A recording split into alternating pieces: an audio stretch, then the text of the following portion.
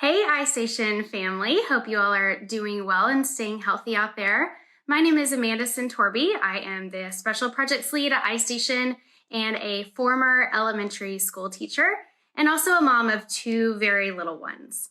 In today's Facebook Live series, we're going to talk about the very hot topic and sometimes controversial topic of screen time.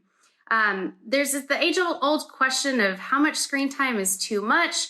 How do we ensure that our kiddos are staying engaged while the content is appropriate for them, and age appropriate is also a number one question too. So how do we ensure that our kids are really actively engaged with their screen time, but also making sure that it is appropriate for them?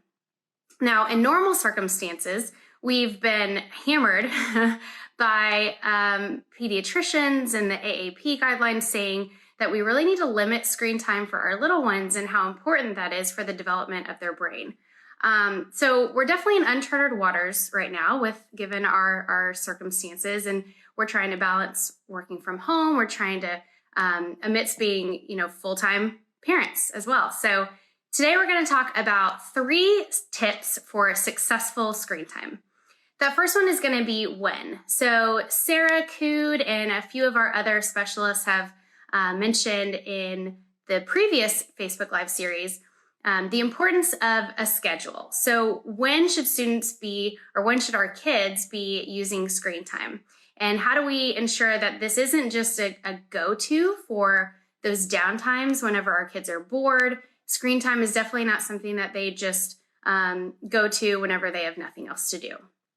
So that first one is when. The next one is we're setting expectations.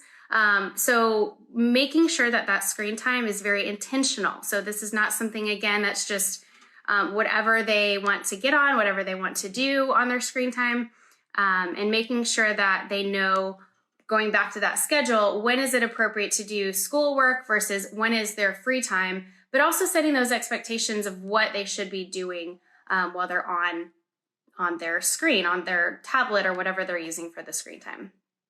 And then the last W is where, so the location. This one is really important. Sarah Cood talked about this as well last Friday, of setting up a spot that's just dedicated for each child, especially when they're working on something like schoolwork and they need full concentration.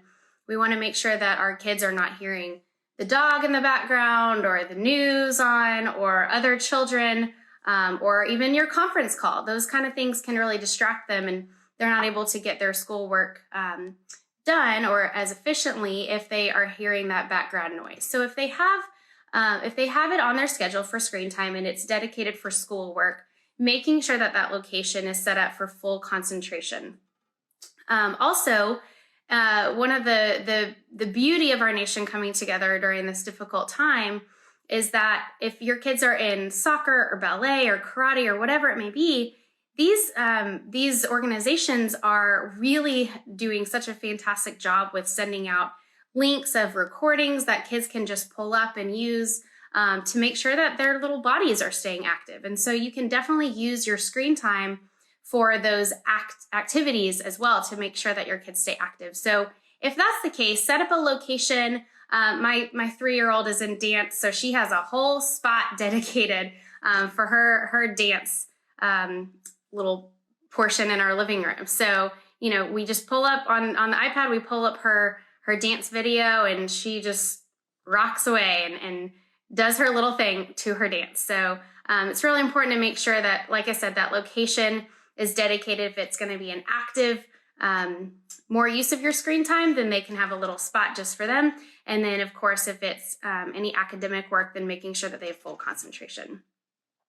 On top of all the educational apps that are out there, of course, like I said, our nation is really coming together more than ever, and our kids are stuck in the house, and they're, we're running out of ideas. So, I would suggest just Googling virtual field trips. I know a lot of places are setting up virtual field trips for our kids, so they're still learning. A lot of theme parks, I know, like Disney set up virtual tours of all of their rides. There's also a lot of, if you Google online story time, we have a lot of celebrities, we have a lot of authors coming out reading their own books to children. And sometimes it's just nice for your kids to have a book read to them other than, by you, by mom or dad. So it's really neat. I know my daughter has really enjoyed that. So again, just to recap, we have our 3 W's. We have when is it appropriate to have screen time? So setting that schedule, making sure that their little tablet or whatever you have is included. If you do a picture schedule for those little ones, so you can post a little picture in your schedule for that. The next one is what. So setting those expectations for your kids. What should they be doing during their screen time? And then the last one is where. So setting up that location to ensure that your kids are successful with their screen time. So thanks for spending your screen time with me today.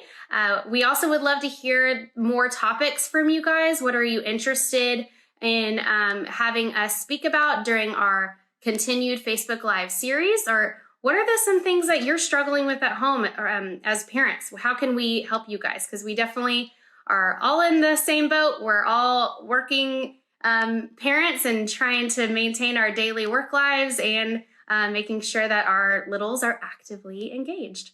So hang in there, parents. We are all getting through this together. We are here to support you. So have a wonderful week, and thanks for being a part of Red Cape Nation. See you soon.